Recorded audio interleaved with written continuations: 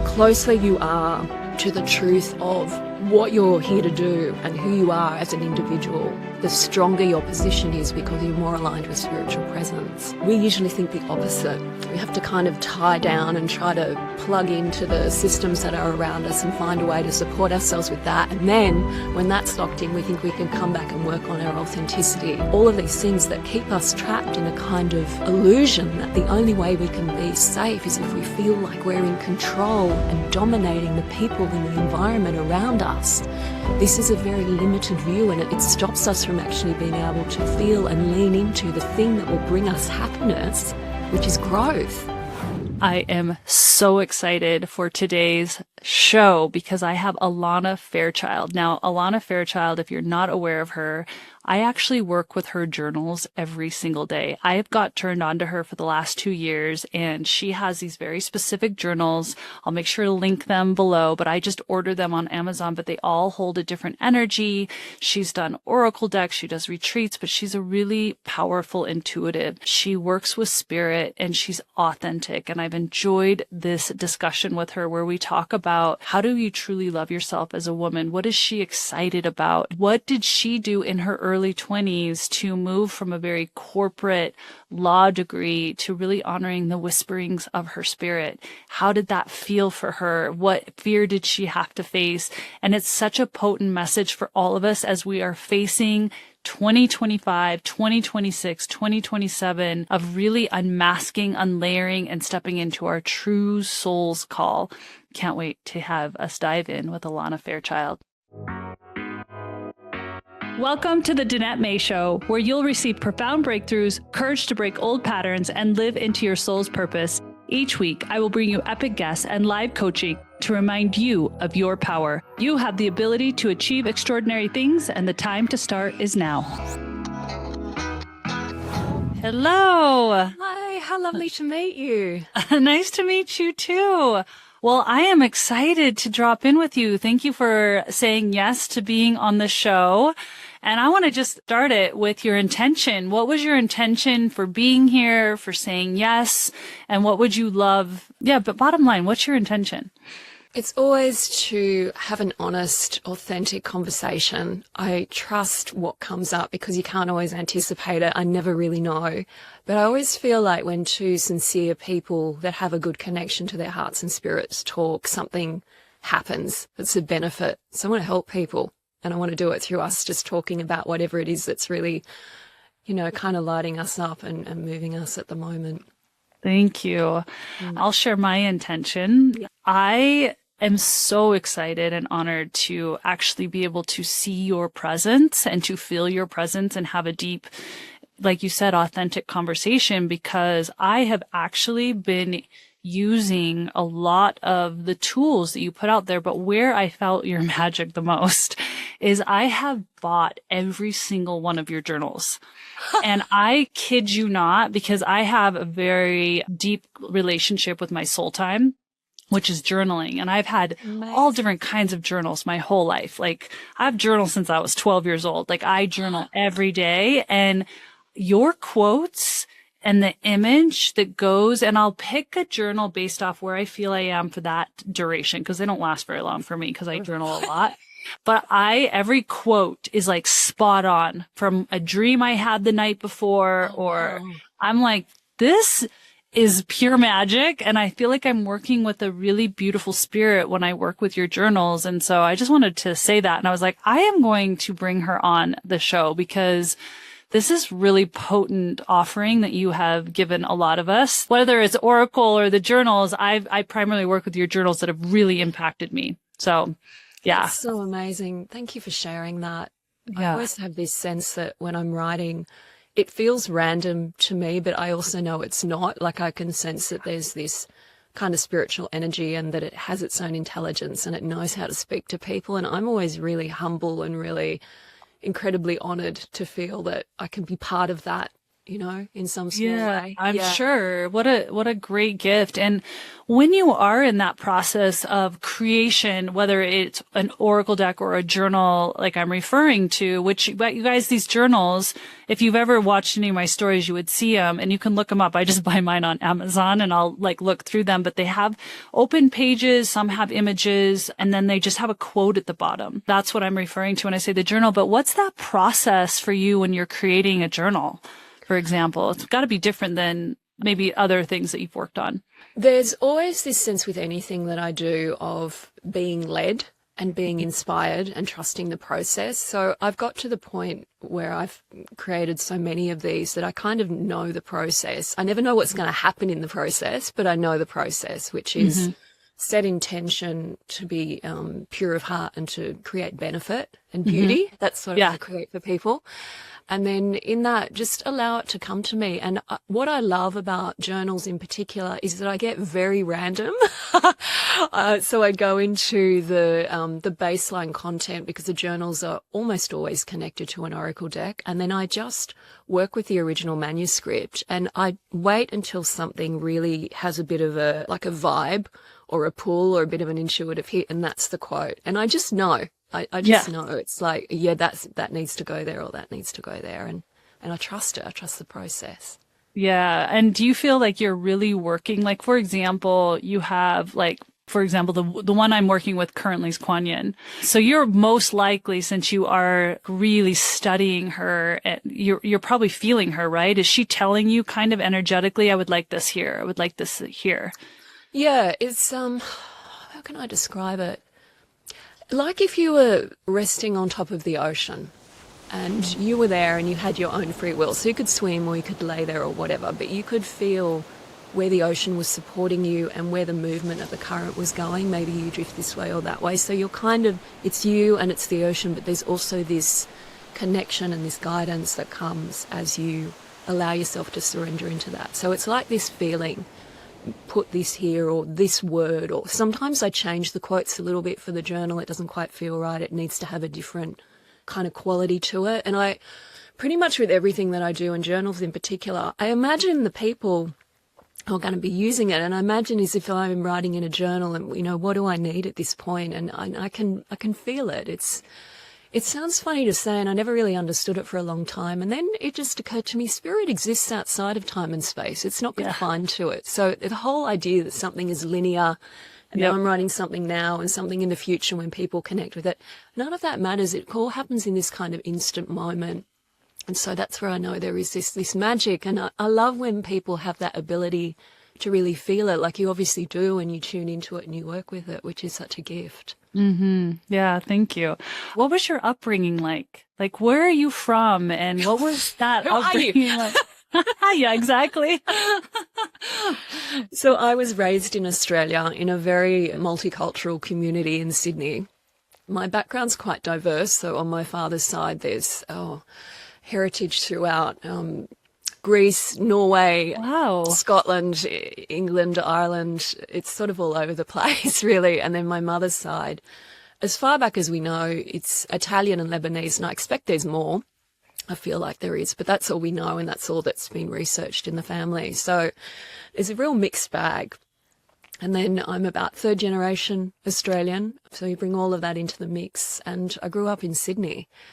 And I've travelled and I teach all over the world, but I keep coming back to this space here. And I often thought, why did I choose to be born in Australia? Such an outpost. And like, I'm a global kind of person. Like, it's not the most convenient spot. What is this? And I've really been thinking about it over the years. And I think there's a lot of space here. Like, just quite literally, there's a lot of space.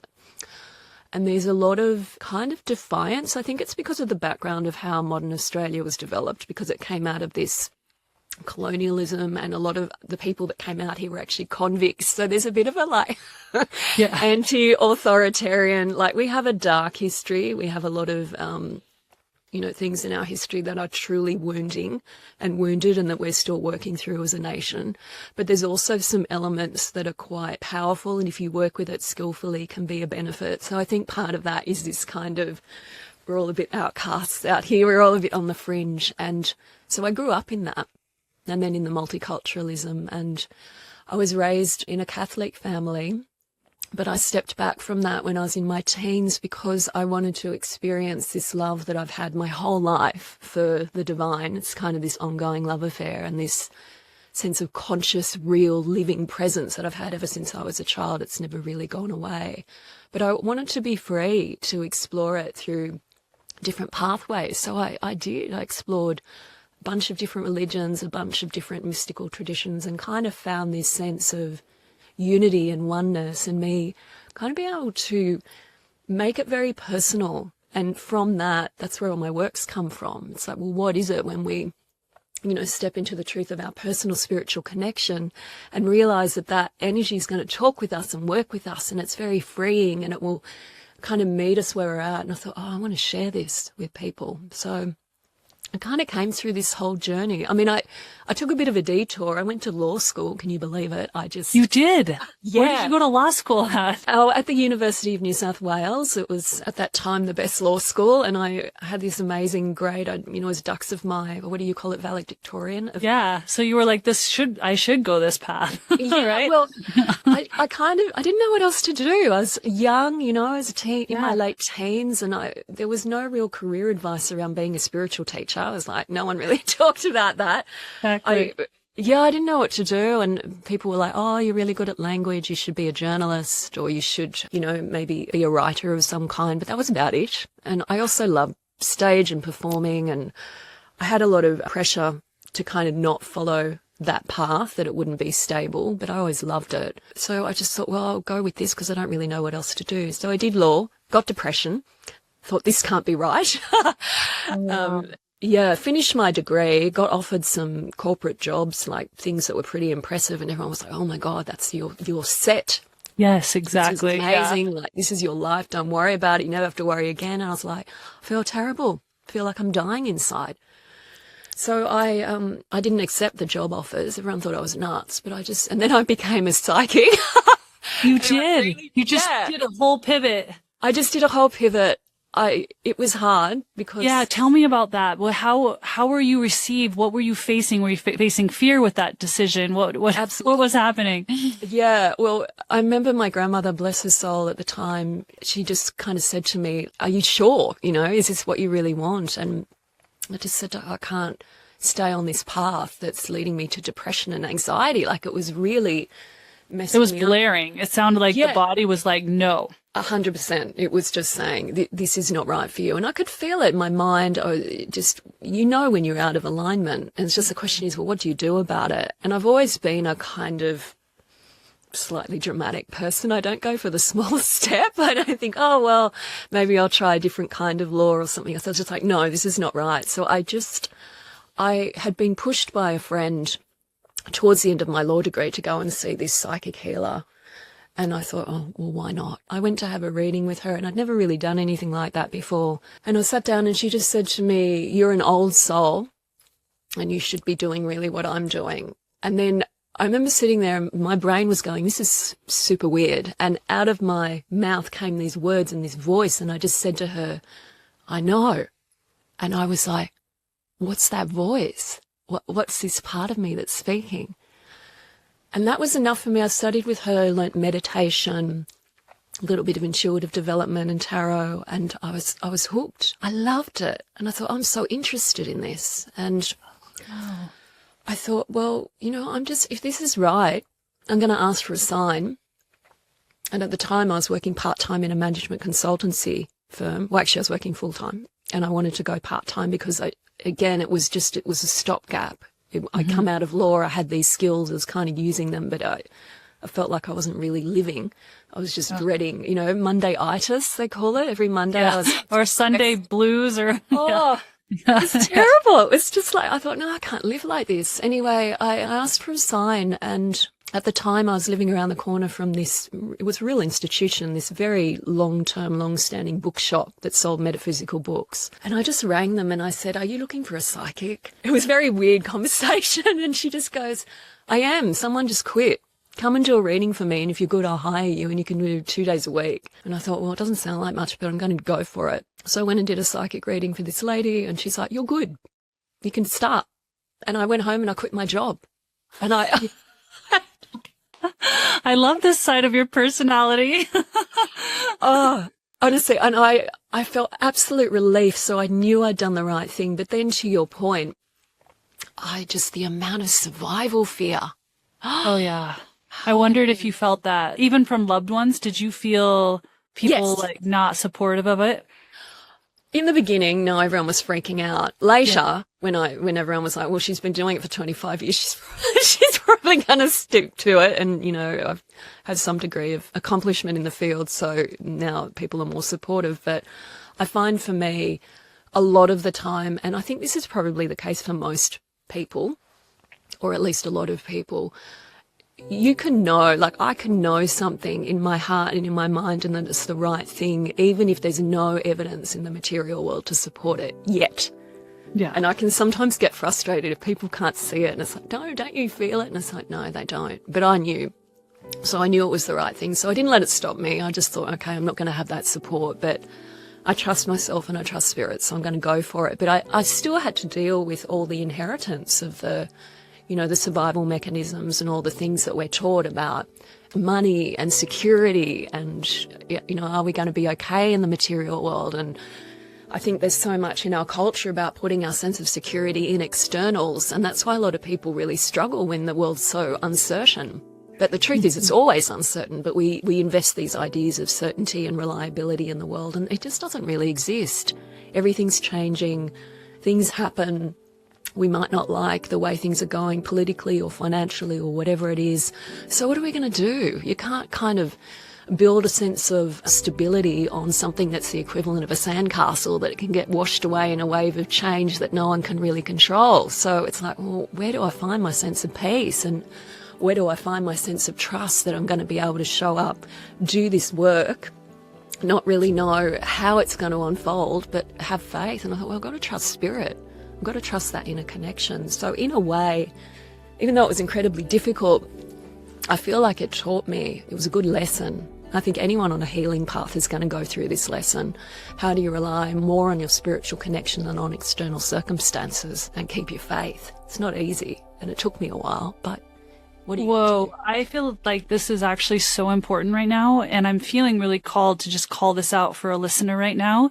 Because what I'm sensing, we're in this time of shedding. We've known this. We hear about the year of the snake. And as you're listening to this episode, they talk about this astrology of all of us are in transition. And I want you to listen to her words, because I feel like that medicine that happened, you were ahead of the game. I imagine you've been ahead of the curve in a lot of ways.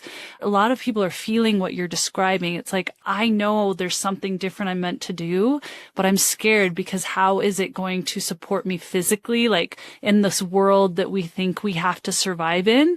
But yet my heart and my soul is longing to do this type of work or step away from whatever that other work was and how I show up and contribute in this world. And so I would love to hear, what was that lesson? What is those nuggets for someone who's listening that's in that transition and taking that leap? I love that you asked that. I think that's a really generous and kind question. And I'll tell you this is what I learned. And it took me a while, because in a way it seems illogical. But I often find that the deep intuitions operate in a completely different way. So it might seem counterintuitive, but it's not. The closer you are to the truth of what you're here to do and who you are as an individual, and often that is going to be directly opposed to the values of society around you.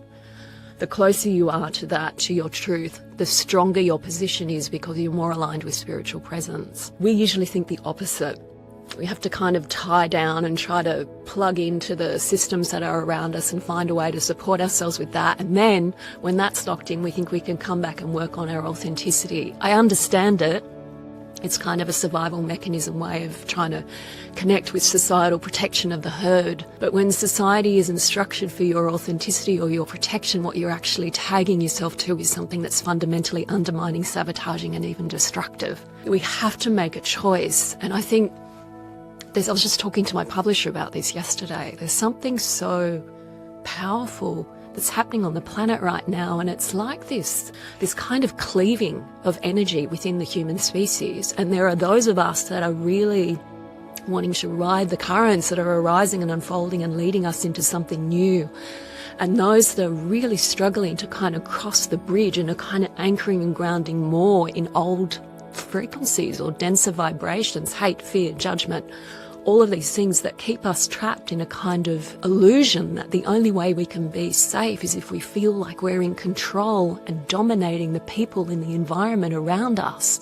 This is a very limited view, and it stops us from actually being able to feel and lean into the thing that will bring us happiness, which is growth, which is being able to be guided and being able to take the authentic journey that we've been given. Yeah. So I understand it. I understand the pull of that collective fear. But the thing that is really so amazing about the spiritual dimension, and something that we have to give ourselves permission to kind of at least play with and experiment with. I'm not saying, oh, we'll go out now and just do this. It's a journey. But like, take a step, test, flirt with the universe, play with it, ask for a sign. Ask something small that you feel you can access with trust. You know, you don't have to go put your mortgage on the line if that's something that's like, oh, I just can't. Maybe a year from now you'll feel different. Maybe you'll never have to do it. But start with something you feel, okay, I can ask for guidance with this, and play with trust, because it's just a muscle that you build strength with. But the idea of it is that you have this recognition that sometimes it's the invisible things that are the most powerful. I always find with spirit that it's not like sometimes it can be like the direct action, but a lot of the time it's the subtle, especially with the divine feminine, the subtle wafting of energy. Things change. You kind of know that something has happened that's protected you, but you couldn't see it happening. You can only almost just smell the perfume of the afterglow, like that it's taken place, but something has happened. Sometimes we put our faith in the physical things, the systems, the structures, the people. We think that we have to have this approval or this validation or tick all the boxes of something that we didn't even create, something that someone else came up with, as if we're obligated to play that game and to play by those rules. What would happen if we actually recognised and remembered the truth of who we are as beings, which is a spiritual being having a human journey, and the human aspect is precious, but it's not the one that, or the thing that's leading. It actually needs our spirit to kind of come in and give some sense of meaning, depth, love, protection, and sassiness. There's got to be some part of us, I feel, especially in this day and age where there's so much being thrown at us, that can actually just say, hey, if that works for you, great, but seriously, just step back. This is not right for me. And it's okay. It's okay to do that. And not only is it okay, it's essential. Yeah. That we do that. Wow, this is really, really potent. Do you feel like this transition, well, you were always curious. It sounds like you were always curious, but this jump from law and these big corporate jobs, it sounds so dynamic, right? To being a psychic, was that the foundational roots where you were like, hey, I can trust spirit here? And you probably over that duration deepened that connection to spirit, and that trust was built over that time. Would you say that kind of led you on the journey even more? Yes, it's an ongoing relationship, like anything. And you think about if you make a new friend, you might feel kindred spirits instantly, but then you've got to go through the process with the friend. Okay, how do they deal with me when I'm having a scrappy day and I'm, being a dragon? And how do they deal with me when I need a bit of space? Or can I show up for them and really trust them? And you build a relationship of getting to know each other, figuring out how the dynamic of the connection works. We do this with everyone. We don't really think about it probably. Yeah. But it's the same with spirit. For me, it is anyway. It's a living relationship. So I had to learn, what happens in this relationship when I try to control things, or when I decide this is the way I think something should happen. Generally, nothing really good.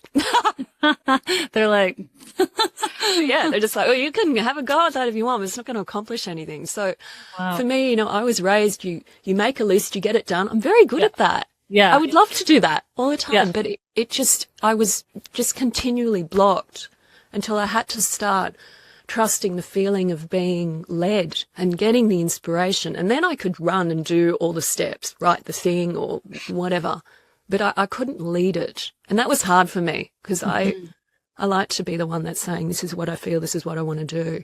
But sometimes, and I get this a lot, personal desires do need to be We could say sacrificed or just aligned with something greater. And it feels like in the time it can be challenging. Like, let's say you're on your spiritual path. You feel that the next step is for you to go through something that you might not want to do. It's going to be hard. You know it is. It's going to test you. It might be something like having a conversation with someone that breaks the pattern of a dysfunctional, relationship. It's more honest or something. Or it might be that you want to take a step and enroll in school, or change career paths, or confront something with your health, whatever it might be.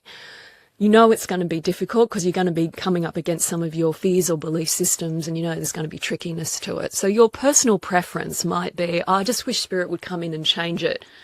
And Spirit might be like, well, if we could, we would, because we don't want anyone to suffer. However, that's not how, this system of reality is set up. You actually are here to grow and to trust yourself, and we'll help you.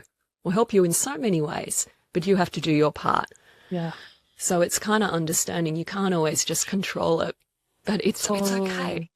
It's okay. How do you cultivate your relationship with Spirit? Like, I always look at it like anything, like learning anything and becoming better at something. It takes consistent relation, consistent inquiry, and consistent intention, right? But curious what those things are for you in cultivating that relationship. It's just like I would with anyone in my life that I really loved. I think about it. I give it a bit of time and attention. I do a spiritual practice regularly, so that could be anything. That could be journaling, could be meditation, could be yoga or dance. For me, it's meditation and, energy work daily, and then I do other things as well, but that's my thing that really focuses me. And I talk, like a mad woman to myself in the lounge room. But it's not talking to myself. It's talking to the universe. And I have those conversations, and I ask for help. I'll say, hey, I'm doing my best with this.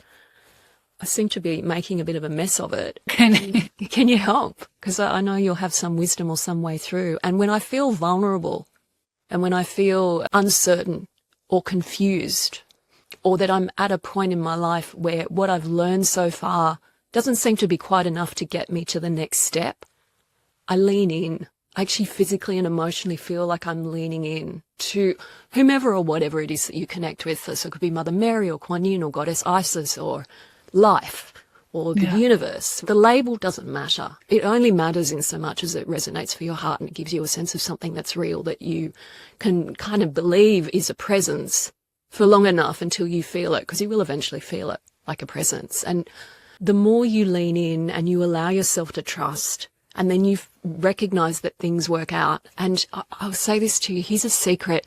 I never really believed it, but after 25 years of, like a scientist applying it, here's my nugget. It will work out. Amazing. It will. It will work out. Yeah, so you lean in, you ask for help, you pray in whatever way you do, and you keep taking the fear or the trying to control it out of the equation, and you just practice. What would happen today if I trusted? What would happen if I believed this prayer was really heard and already being answered? Would I do anything different? Would I have more patience? Would I let go? Would I possibly even start to see things a little differently? There's so much love, and there's so much active spiritual presence that's with us, and sincerely and genuinely wants to help, and has the capacity to do it, to move mountains and create pathways where there doesn't seem to be any. And I think for those of us that have maybe social conscience, or we're aware of what's happening in the news or the media, it's very easy to become despairing and to lack hope and to be, forgive me, but a little bit brainwashed by a lot of the kind of narratives that we're shown, most of which are nonsense. They're just concretized stories. There's no real truth to it. If you see something that makes you feel despairing, hopeless, helpless, it's nonsense, because it's not the reality of who and what you are as a human being. We have this creative potency within us. So, it's very important, I feel, that we find that kind of inner spiritual resting place that can give us some luminosity. So when we're seeing the stories go around, around us, we're not kind of like a moth to a flame and singed. We just see it because the light within is stronger. So we see that brightness. And then these are just stories. And it's like, well, how do I feel about that story? How do I want to interact? How do I want to choose to show up with this or not? We need to just opt out of that story and try something else. But we have this inheritance, this creative inheritance as human beings. And I think sometimes we just need to be reminded. Right. Whew, these were really powerful insights. I haven't really looked, I don't know actually anything that you're currently feeling energetically towards. I know you're very aware. You just already alluded to it, what people may be feeling and kind of the times we're in. I feel like people like you who are willing, who have stepped forward to say, I want to have this relationship with spirit, are going to be asked probably to speak even more and to be sharing more, because we are in those times. And I'm curious if there's anything that you feel that you would like, fill into more the people that would actually be listening to my show, the Danette May Show. And I imagine you felt into that a little bit. I mean, it's primarily women. I mean, I don't even know if there's welcome men if you're here. We love you, but I think it's primarily women. And I wanted to ask, is there a message that is coming through that you feel is important to just share where we're at right now? Think of beginning of 2026, think of what's coming, which to me, I'm just so excited. 2026, 2027. What are you sensing that someone may need to hear? I'll speak to the feminine energy. So for women, that's something that we are kind of innately working with, and men can work with this too, but it's in a different way. Mm-hmm. For the feminine energy, this is a birthing time. Now, we can focus on the endings, but the truth in the deeper spiritual reality is that any ending is a rebirth. That's just what it is. Energy changes form. It doesn't disappear. So we kind of know this, but what does that mean for us in our lives? Now is the time to be planting the seeds of what you want. Don't worry about everything, forgive me, turning to shit. It's fertilizer. So there you go. It's fertilizer. Let the fertilizer happen and you plant the seed of the clarity of your intention. And you have to find, it's kind of this beautiful defiance, this optimistic rebellion where you think, okay, what if the seed of intention that I planted wasn't determined by what I think is possible given the circumstances around us right now? And women especially, we are very aware through connections, through culture, through needing to just survive and keep ourselves safe. We're so attuned to what's happening in the energy around us. Don't let that become a deficit. Don't let that undermine you. It's okay to be aware of it. And we have this capacity to really work with our birthing energy. It's not only a physical thing. There's a spiritual mirror for it. It's part of what you have when you chose to incarnate as a woman. Lord knows there's enough drama with all of the things that go with being in a female body. We just mentioned menopause for a minute, but enough drama. So why not take the benefit and really relish it? So plant the seed, plant the intention, hold it within you like it is precious, and just know that from 2026, and especially 2026 and 2027, there's this reboot energy. It's powerful. There are cosmic currents and forces, there's shifts in astrology, and it's really the beginning of an entirely new cycle. It's more than just, okay, the ending of a 9-year and the re-beginning. This is something that's happening at a greater level. So it's not just opening your next chapter, it's a whole new book. So having the sense of, how do I want to dare to imagine myself stepping up? What is it that I want to feel? What is it that I want to give my energy to? And nurture it. Nurture it inside of you, with you and your spiritual energy, like some beautiful secret. Yeah. And when you're ready and when the timing's right, and it will, because what happens to seeds? They sprout. Everything has its time. But don't be afraid to really hold on to that hopefulness, and let there be that kind of, that inner glow around the beauty of what is meant to unfold. Because regardless of what we may see or fear, there is so much support in the universe for the goodness and the grace and the generosity that we really want to experience within ourselves and bring forth in our world to benefit all beings. I know it in my bones. I know it. Absolutely. I want to ask you around this beauty that you embody. I can feel it oozing out of you. And I want to ask around this journey of self-love. I can feel that you have learned to embody this love, and it oozes out of you. And so I want to understand that journey and any wisdom around loving yourself in this beautiful female form. That's been a huge journey for me. And I think for all of us, we're in a culture where with the, inception of media and digital media in particular and all these kind of manipulations that become possible nowadays of physical form through imagery or surgery or all of the things, right? We're in this kind of really strange place that we haven't really been in before, where we have this power to change the way we look or how we feel about ourselves based on that.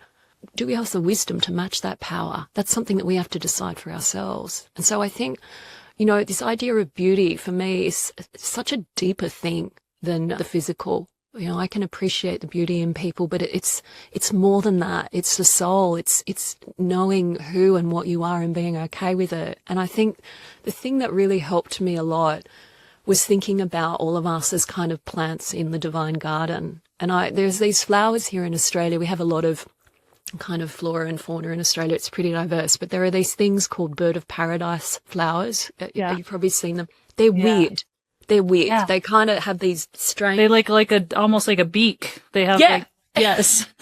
They're strange. They're just kind of, so you've got all these kind of beautiful native plants, and then you've got these things that stick up and they've got pointy bits and colours. I always thought they were kind of beautiful. I always liked them. They're gorgeous. Aren't they? They're stunning. And I thought, you know what? I think it's okay to just be a bird of paradise in a field of daisies. Like, it's okay. So what I took from that is just embracing the things that make you different and not feeling weird about it.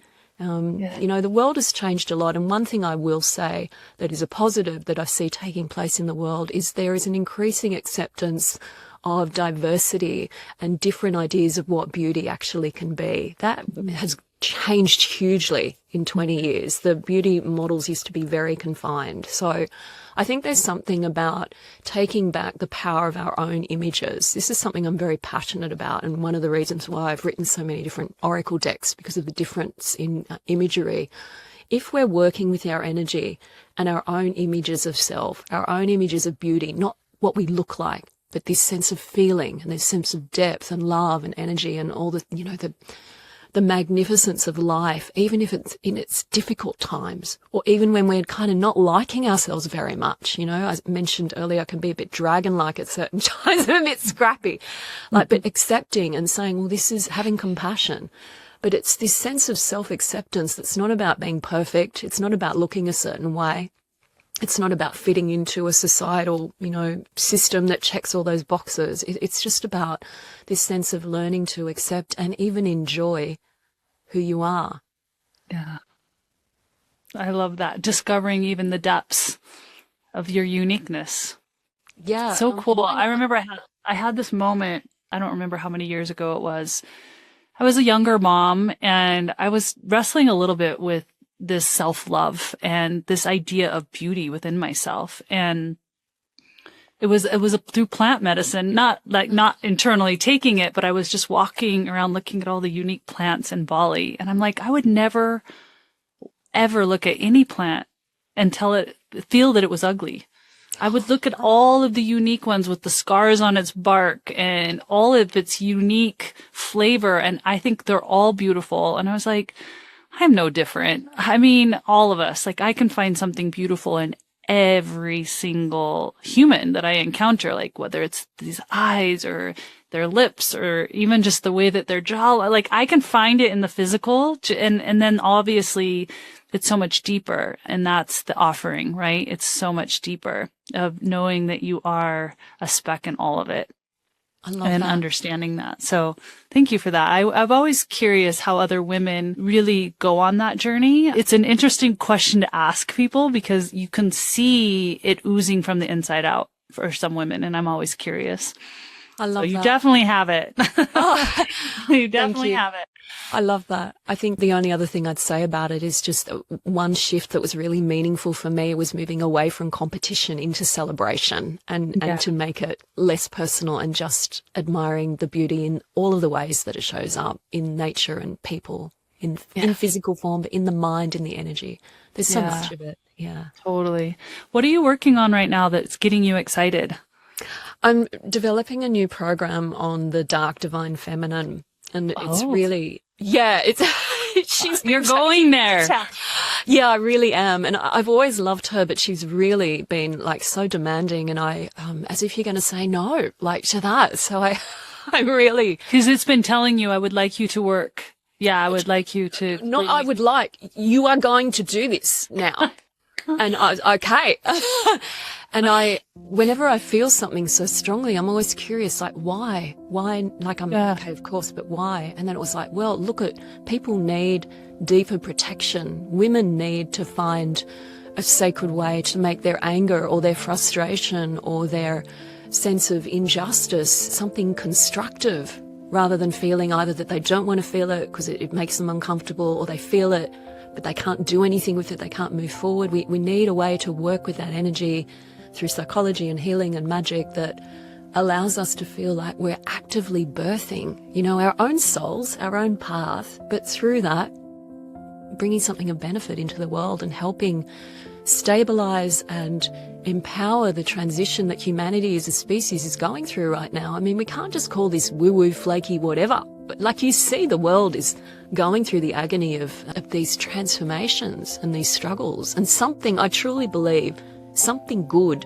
is trying to come out of all of this kind of wounding. And it's the same on our personal journey, you know, don't you think? Like, when we go deep, things can look worse before they get better. But it's just, it's our stuff coming out. So yes, when you work with an archetype like this, do you feel it move through you? Like, you're like, oh, I'm embodying a little bit of this dark feminine. Is that how it works through you? Yeah, it really is. And it's so bad because she has no filter. I'm like, I value harmony. Yeah. So I love it though. I bet it's very freeing in its own right, because it's no BS. It's no filter, like you said. And we're in a world of filters. We are in a world of filters. That's so true. I love it. I was thinking about it this morning and I thought, you know, this energy, this dark divine feminine, she values harmony, but she values wisdom more. And I thought that's the thing. Ooh, she values harmony, but she values wisdom more. Yeah. Wow. Beautiful. What else is she teaching you? No, it's a lot. At the moment, she's really dipping into this. I'm loving it, but I'm still metabolizing it. Our animal nature, our carnality, our sexuality, our instinct, and how this connects with our spirit and our soul, and how these things, when they work together and integrate, increase our sense of potency. So it's really this kind of unleashing, but with consciousness, and how this can strengthen our intuition and our skillfulness in living our path. So it's very mesmerizing to me. Like, I'm very attracted to it and very energized by it. And I just really feel like I'm being her student at the moment and just really receiving and letting her write. But it's beautiful. Yeah. Does she, because you just mentioned this animal connection. Yeah. Have you, I mean, I'm asking, I'm just going here because I've been feeling a lot of animal medicine. Through this journey, are you feeling a lot of animal presence or medicine coming through, or messages through animals around you? Yes, absolutely. I mean, I've always had that since I was a child. I think it's just part of me, but I'm seeing it more and more. And plant medicine as well. You mentioned there are many different ways to participate in that, obviously. And, you know, I have my own thoughts about staying safe and, you know, needing to take care of your psychic boundaries. Yes. But everyone will find their own truth with that. But even the idea of thinking about plants, and even as supplements for health, this kind of thing, we're really tuning into it. And I think there's an exponential growth in our need for these kind of more shamanic, traditional, earthy medicines to counteract the just flourishing of technology. We need to balance this, and AI and all of this. It's like, well, okay, these things are happening. Whether we like it or we don't like it, the truth is that they're happening. How are we going to respond with some kind of spiritual intelligence? How are we going to ground and make sure that we protect our humanity and the genius of the soul, which, in my view, personally, can never be mimicked or eroded? It's so precious, and it's so innate, and we need things that strengthen that. And animal connection and medicine is absolutely part of that. Yeah, I agree. And just so everyone knows listening, when I say animal or plant medicine, there's different forms. Some people think medicine is something you inject, but I believe medicine also is when a plant is just communicating telepathically. Yes. Like those plants were saying, hey, do you find me beautiful? You're beautiful too. Or the animals that come around when I'm hiking and in my backyard, like to me, that's medicine because they're behaving differently and they're communicating differently. And so I want to just clarify, when I say those things, medicine can come in many different forms. It can come in dreams. It can come in just physical form of animals or plants around you, or drinking tea, or medicine where you ingest and maybe go on a journey, just so that I'm clarifying what I meant by that. I love that you said that. I wrote an oracle deck not that long ago called Medicine Heart, and it's really connected with the energy medicine in animals and symbols and the things that we dream about, or we suddenly find ourselves obsessed and watching videos on otters, whatever it is. Exactly. You have to listen to that thing. Why am I all of a sudden obsessed with this? Yeah, like do a little research. What's up with the otters? Like exactly. Why am I so curious about them and their behaviors? Yeah. Very interesting. Well, I want to ask you too, what does the Ankh mean to you? Why do you wear the Ankh? I love this so much. You got yours from Katori, and I have that one too, but I just got this one in Greece, so. Oh, how amazing. Yeah. I went to Egypt when I was younger. I was about 20 years old, and I had this amazing sense of ancientness and familiarity when being there, and I just have always felt this connection with that culture. When I was a little girl, about 8 or 9, I remember sitting in the dark, quiet lounge room in my mother's house, and she had these massive old books of Egyptian mythology. I don't even know why she had them. It didn't relate to anything to do with her, but they were just there. And I remember looking at the goddess Isis and the goddess Sekhmet, the lion-headed goddess, who is fierce. She's one of the dark feminine beings that I'm connecting with in this new project. But she's also the patron saint of healers. I love that. This fierce, destructive goddess that's looked to for protection of justice in particular. How beautiful. Anyway, I just became really obsessed with it. And the Ankh to me is just this sense of magic and life and the protection of it. And I think when it all comes down to it, why are we doing this work? I know for me, in essence, it's to really honor this gift of life that we've been given, and to do whatever I can or offer whatever I can to people so that they feel willing and maybe even excited about embracing whatever their path is, and feel some sense of capacity that they can make choices, that they have this magic in their mind, in what they speak about, in how they think, in how they choose to show up and cultivate attitude, all of that. They're all skills of magic. So yeah, I think of it as being just this key of life, really, that the spirit flows through. Is there a place in the world that you feel a curiosity or a familiarity with? I mean, you mentioned Egypt, but is there a place that's even more than Egypt for you? There are a few places on the planet that I really have a strong connection with. Egypt is definitely one. Another one is India. I remember I've gone there a few times and taken groups there. And I remember one time I had terrible jet lag, and I was about to start a retreat, and I just thought, I just need to lie on the ground. So it was in Varanasi, which is considered a holy city. And I was laying on the ground in my hotel room, but laying on the floor. And suddenly I could feel this energy rising up out of the earth. And I thought, these are the mantras, like these are the prayers. And I suddenly understood what was meant by holy ground. People talk about it, but I was like, it's literal, like the energy coming out of that, thousands of years of practice. And I was just like, this is incredible. So I feel a connection there. And I also took a group to Nepal and Tibet. The Himalayas, anything to do with mountains, I'm kind of obsessed with, I always have been. There's something very powerful and spiritual that emanates from those holy places. Wow, thank you. I didn't even know you did retreats. Is that something you still offer, or is that? Yeah. Do you enjoy them? I do. You know what's? I'll answer that. It's two things. One, yes, I am going to do another one. I'm going to take a group to Egypt soon. So I'm working on that now, and I'll be. That's a huge initiation to hold that energy line for a group. Whew. It's always. I bow down to you. It's always transformational, and I think the thing that I love about retreats, because we're pulled out of our home matrix, we're not in the space with everything around us that's familiar. We actually have to leave and go somewhere. The amount of growth and change that happens in those spaces is just accelerated hugely. I'm always stunned by that. And it's always a bit wild when you're traveling. You never know what's going to happen and whatever. Yeah, and the spirit realm too. I mean, you're... Yeah, it's incredible, but I find it very powerful. I've been feeling Egypt. I've been feeling that call, and Spirit did say something about it the other day I wasn't expecting, just that it's the center where a lot of things will be happening, and it's actually quite pivotal to what's happening on the planet at this time. And I was like, well, what's that about? I'm really curious about it.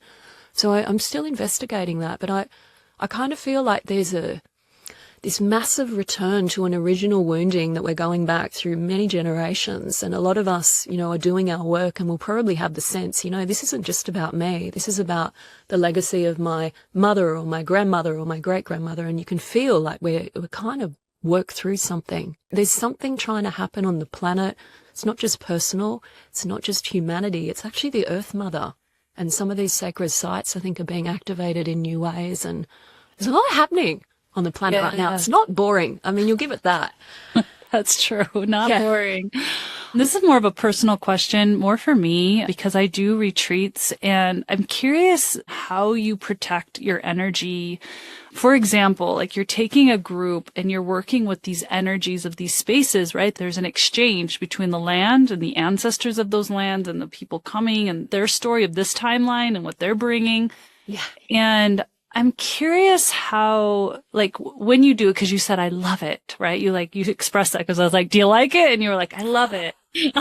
And then I wanted, like, no, you like it, but like, do you feel like, how do you make it so that you love it, and like the ease with it and protecting yourself, so when you're done, you're not like fully zapped, if that makes sense? Yeah. I mean, I love it, but it doesn't mean that it's easy for me. Okay. Thank you. I find it quite challenging. Okay. Thank you. I was curious. Yeah. Also, I'm an introvert. Like, I can quite happily be in my own company. Yeah. Right. And just talk to myself in spirit at home and not speak to anyone for 9 days. Not difficult. Yeah. Okay. So it's a different kind of way. But what I love about it is the potency and I do have, like, I'm quite introspective, but I have an adventurous side, and I really enjoy the energy of traveling in a new space. I like the freedom and the refreshment of my mind that takes me out of the habitual patterns of where I live and what I do from a day to day. I find that gives me energy. Yeah. So it's challenging to hold the space. I do my own private spiritual practice daily, regardless of what I'm doing, but I absolutely focus on it that much more when I'm traveling. Okay. And on retreat. And the other thing that I do, which I find useful, and I do it when I teach online programs as well, if I'm holding the space and doing live classes through that, is that I see it as one spiritual body. So it's not just me, it's the whole group. We are all one spiritual body. Mm-hmm. And then what I find with that is two things. One, it takes some of the personal out for me, which helps me not be so tired, weirdly enough. It gives me a massive amount of energy. But afterwards, you have to recover. Yeah, you're plugging into like a greater system. So you'll pull in an enormous amount of energy. I mean, it's clearing, like it will clear a lot of stuff out for me and for the participants. It's pretty incredible. But afterwards, I know I'm going to just like introvert hard. Well, then,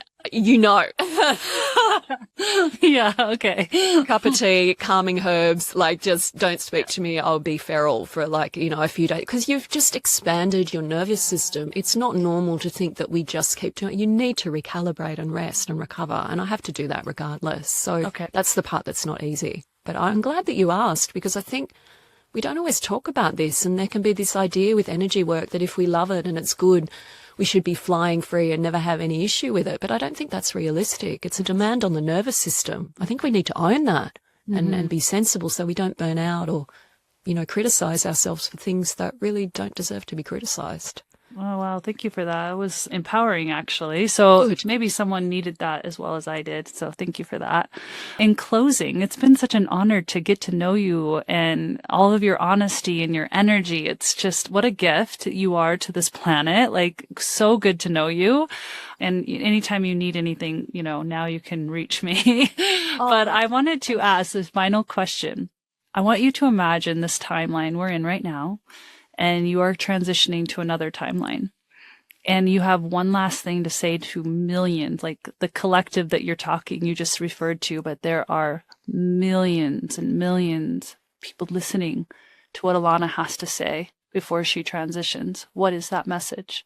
I have Venus in Gemini, so I'm probably going to do your head in with this. I want to answer it in two ways. Okay. I want to answer it as if the timeline I'm shifting towards is not necessarily death, but is actually about just the timeline change that we are going through between now and next year. I want to answer it like that first, and then I'll answer the other one. Yeah. I love that. Thank you. So the first one, I would share this story. It's a very short story. It's about a monk sitting with his master, and the monk is preparing to leave his body.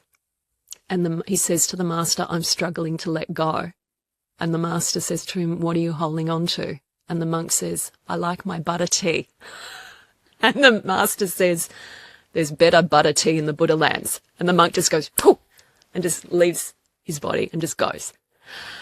The reason I love this story is whatever it is that we feel is holding us to the way that we've been or the thing that we're attached to, if we can have this moment of thinking, there's a more beautiful and luminous expression of that if I just let go. So we're not losing anything. We're gaining something more. It makes the ability to just kind of loosen our energy and take the step so much more effortless and even joyful. There's always these stories in the Buddhist tradition about people who are very sick, and the healers say to them, "Okay, you're going to die. Go and give all your things away. Go and do it." And so they go, okay. So they go, they give all their possessions away, and they get better. Yeah. So that's the first thing. And then the second way I would answer it, let's say I'm at the point where I'm leaving my body and I'm saying goodbye to all these beautiful earth humans, I would say, I've loved loving you, and that love will always continue. Oof. Kind of made me emotional. Yeah, thank you for walking with love. Thank you for inspiring me. There were a lot of things in here that I actually needed to hear in my transition. So thank you for that. And thank you for what you bring and what you've done already just in my life, truly, through your art, through your words, and the love that you are in frequencing and through those words and that art. Thank you. Thank you. And just sending you so many blessings. And you guys, for those of you listening, I'm going to make sure I put all of her information in the show notes. You can learn more. You can start following her, start really finding out why you listened to this episode. What is that deeper curiosity within you that Alana is bringing into this message? So thank you so much for being here on the show. Such an honor to meet you. Thank you so much for having me. So much love and respect to you, Danette. Thank you.